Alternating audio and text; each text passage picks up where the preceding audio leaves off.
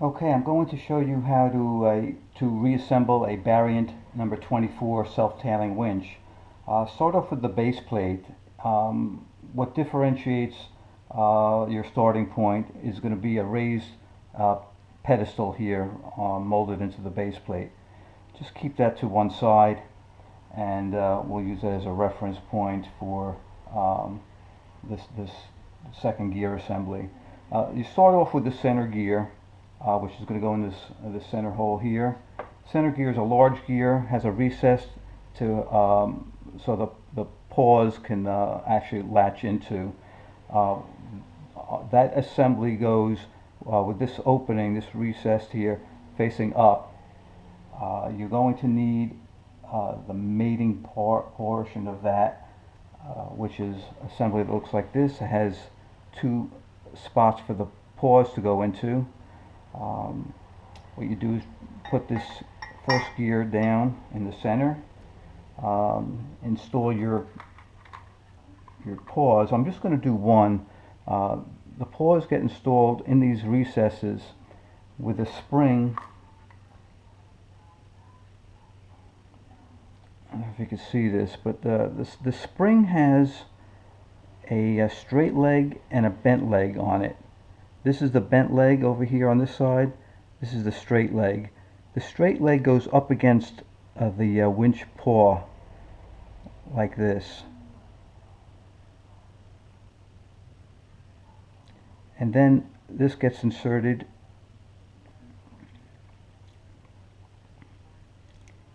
into the paw pocket.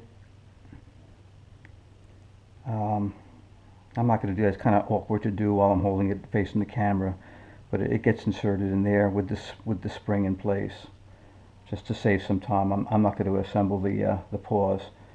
That assembly, once the springs are in and the paws are in, drops into the center of that gear we just installed. The next gear is going to be a large gear like this. It has a wide shoulder on the bottom, it has a narrow raised shoulder on the top. It gets installed like this on top of that raised pedestal.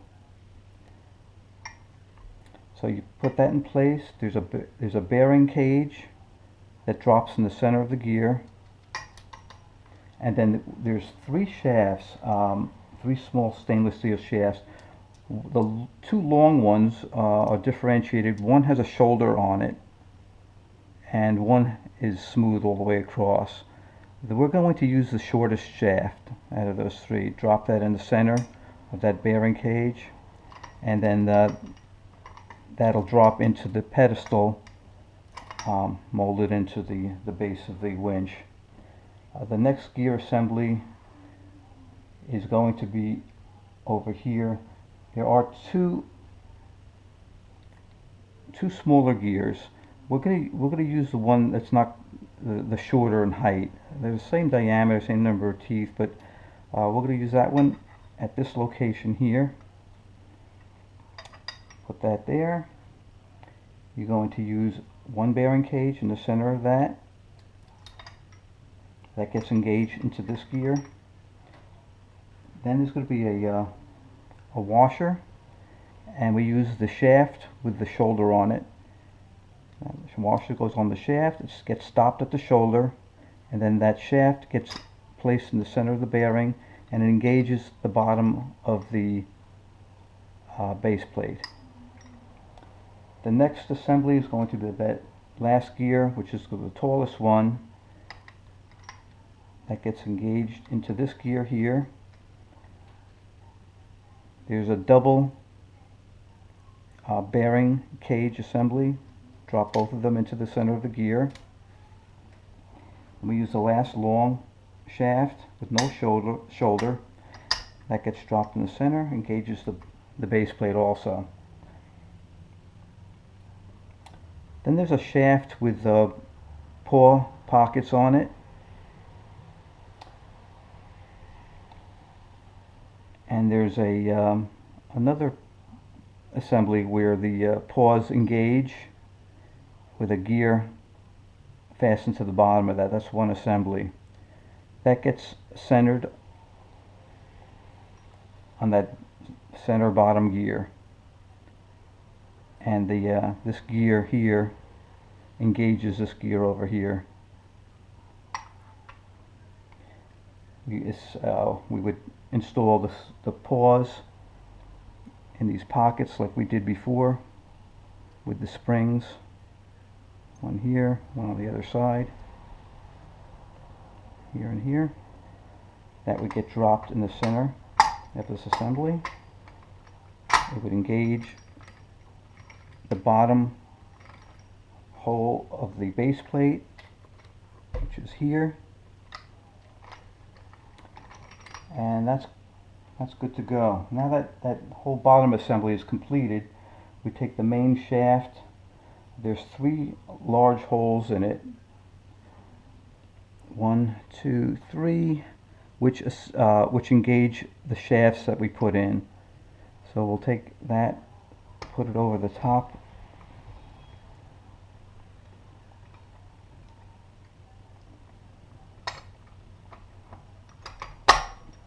and put that in place. So that's all engaged. There's 3 hex head bolts that go into the top assembly. Hold those 2 in place.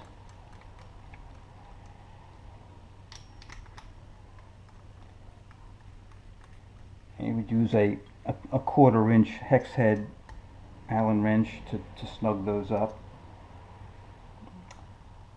Then you would take the bearing cages. There's 2 that go on here with a spacer in between. Now there are 2 spacers in this this winch. One is metallic and one is some sort of a fibrous material.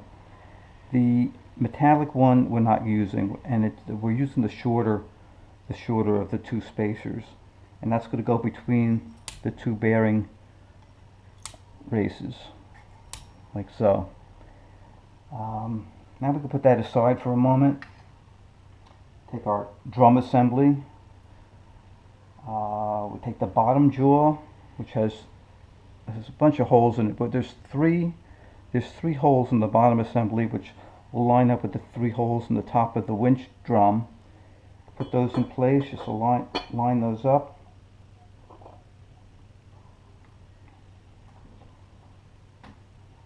And then install 3 hex head machine screws with a 5/32 Allen hex head Allen wrench.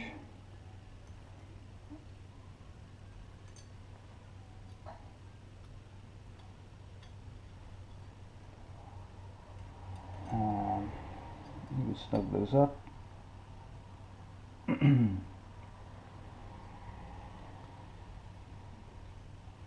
Then there's a large washer, has 4 holes in it, would match the 4 holes that are remaining in the top of the winch drum assembly. Align the 4 holes, then take your top jaw, which has 4 holes in it also, and carefully align those.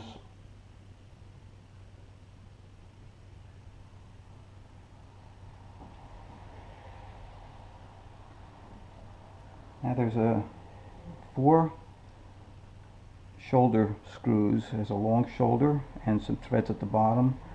You would slip a spring on top of that and place it in those pockets for the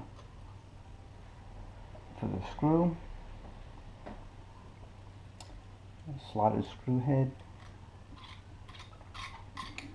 Just screw those down. Same thing.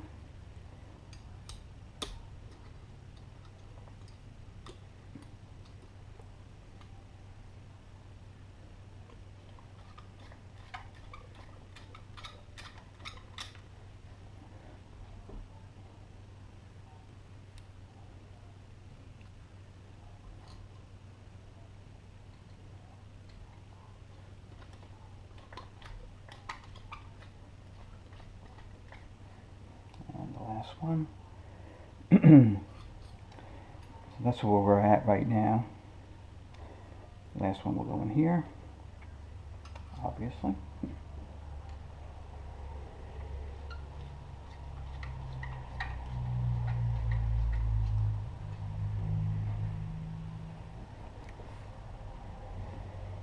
Okay, now that the drum assembly is completed, go back to the main gear assembly.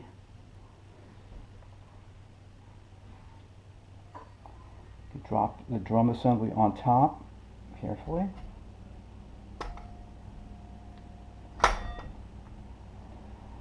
Take the remaining metallic spacer and place that on the top here. Take your stripper arm. This section of the stripper arm will go between the jaws.